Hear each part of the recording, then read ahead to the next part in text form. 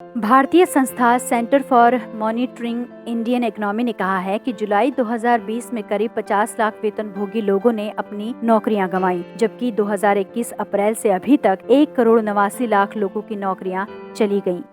Press the bell icon and never miss a video from newsnumber.com। ये हालात आज के भारत के हैं। 21वीं सदी में आई इस महामारी की वजह से ऐसा लगता है कि हम आगे बढ़ने की बजाय पीछे चले जा रहे हैं। ऐसे में अभी तीसरी लहर का डर, लोगों ने नौकरियां गंवा दी हैं और न जाने कितने लोगों की खतरे में है। ऐसे में डोमेस्टिक वर्कर्स का क्या हाल है, चलिए एक नजर इस पर डालते हैं। 10 साल पहले अंतर्राष्ट्रीय श्रम संगठन ने ऐतिहासिक सम्मेलन में घरेलू कामगारों के अधिकारों के लिए आवाज बुलंद की थी, लेकिन तब से आज तक ज्यादातर घरेलू कामगारों के लिए हालात ज्यादा नहीं बदले हैं। वहीं कोरोना महामारी ने उनकी स्थिति और खराब कर दी है। ILO की नई रिपोर्ट में ये दावा किया गया है। रिपोर्ट के मुताबिक जब महामारी चरम पर थी, तब यूरोप में 5 से 20% घरेलू कामगारों या सहायकों ने नौकरियां गंवाई। कनाडा और दक्षिण अफ्रीका में भी कमोबेश यही हालात हैं, लेकिन अमेरिका में ये आंकड़ा कहीं ज्यादा यानी 25 से 50% है।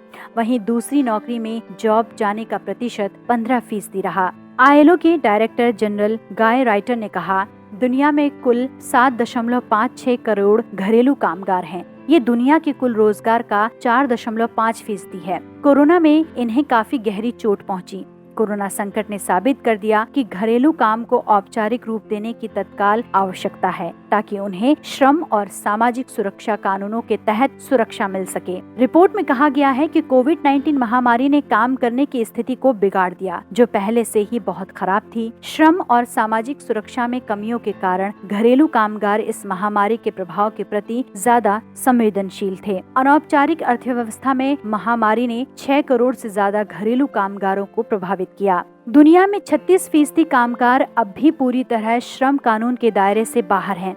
खासकर एशिया, पैसिफिक और अरब देशों में स्थिति ज्यादा विकट है। वहीं जिन देशों में घरेलू कामगारों के लिए श्रम और सामाजिक कानूनों की सुरक्षा है, वहां भी इसे लागू करने को लेकर चुनौतियां हैं। रिपोर्ट के मुताबिक सिर्फ 18.8% घरेलू कामगारों को रोजगार संबंधी सामाजिक सुरक्षा कवरेज मिलता है। भारत में कुल घरेलू कामगार 47,64,018 हैं। इसमें महिलाएं 28,70,801 और पुरुष 18,93,217 हैं। ये कुल नौकरियों का 1.3% है। 8.7% घरेलू कामगार नियोक्ता के घर में रहते हैं। जेंडर के आधार पर देखें तो 4.6% महिलाएं और 14.2% पुरुष नियोक्ता के घर में रहते हैं। भारत में 85% घरेलू कामगार महिलाएं घर की साफ सफाई का काम करती हैं, जबकि 1.7% महिला घरेलू कामगार कुक या सिक्योरिटी गार्ड जैसे कामों में लगी हैं। 5.1% महिलाएं डायरेक्ट